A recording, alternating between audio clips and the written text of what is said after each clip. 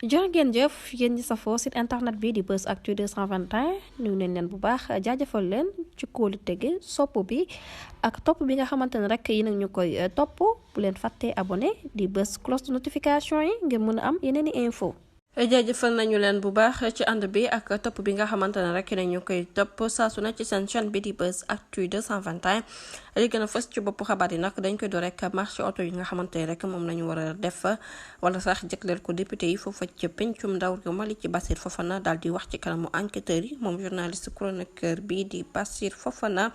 daat nañu koy déglu nag ci kanamu enquêteurs yi foofa ca division des investigations criminelles di DIC ginnaaw plainte bi nga xamante ne rek président bu assemblée nationale di El Hadji Malick Ndiaye moom moo ko plainte woon mu nekk ab procédure boo xamante ne rek mu ngi daal di bootu ci enquête bi nga xamante ne daat nañu koy ubbi ginnaaw bu ñu gisee ne rek dafa fësal ay xibaar yoo xamante ne rek dara amul ca jëmale ko suñu institution bu parlementaire bu ñu sukkandikoo ci libération moom Bassirou Fofana nag daat ne yëkkati kàddoom daal di wax déclaration bi nga xamante ne rek ne nañu daal moom moo ko daal di yëkkati maanaam daal dëggal na ne kàddu yi moom moo ko daal di wax nag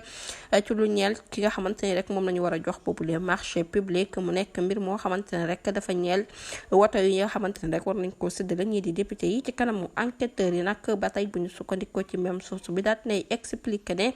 que ne moom ci jëmmi boppam moom moo daal di tudd nag tudd ki nga xamante ne moom mooy Cheikh Gueye ak Cheikh Seck comme ne ñoom ñooñu nag ñoo gagné boobu les marchés waaye daal di nay dëggal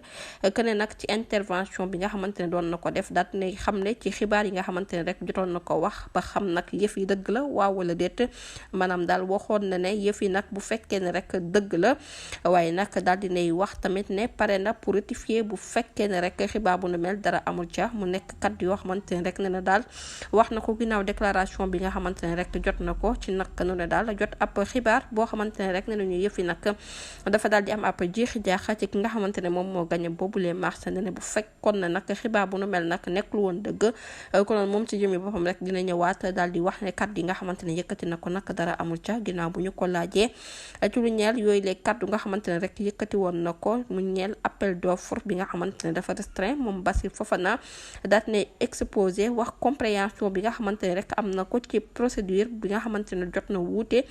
ci ki nga xamante ne moom lañ war a jox nag yooyu les marchés ba tey xam nag moom ci jëmmi boppam mu daal di ràññale bu baax nag appel d'offre ak ouverture restreint daat nay dëggal que ne yëf yi nag da cee am rek ay affaires yoo xamante ne rek am na irrégularité ci naka noonu nag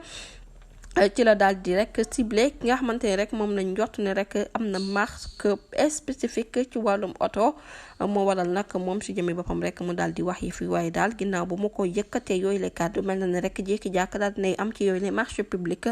ginnaaw lu ñeel identité bi nga xamante ne rek moom moo gañee nag boobu le marché daal dinay dëggal que ne tudd na daal turu Cheikh Gueye waaye nag mu daal di cay yokku que ne nag moom ci jëmee boppam rek am na confirmation naam sax dañ ko placé woon sous mandat sous bracelet électronique ci yooyu la jamono ci coût global boobu les marchés kii di Bassirou Fofana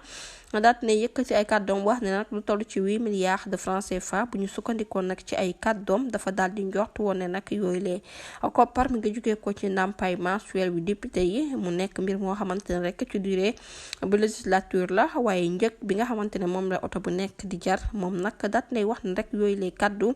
moom moo ko daal di wax waaye nag bu fekkee ne rek mënoon na ñëwaat mën na wax ne rek yëf it am na confusion waaye daat nay assuré que ne moom si jëmmi boppam daal am na gëm-gëm ci yooyu les xibaar que ne nag moom moo ko waxoon ginnaaw bu mu gisee ne rek da ko daal di teg fu leer ci jamono bi nga xamante ne rek doon na ko diffuser ginnaaw bu ñu ko déféré ci parquet bi moom Bassirou Fofana daal nañ ko placé sous mandat de dépôt waaye nag niki alxames niki àllarba bi ñu jëm lañ ko fas yéene rek jugé ñu ngi koy toppee fasal ay xibaar yoo xamante ne dara wéeru ca ak infraction mu nekk mbir moo xamante ne rek article 255 bu code pénal da ko daal di puni bu ñu sukkandikoo ci l'observateur du ñàkk dinañ ci ñëwaat ci yeneen i jotaayu xabaar jërë ngeen jëf ci ànd bi bu leen fàttee abonné bés cloche de notification yi ngir dara bañ leen raw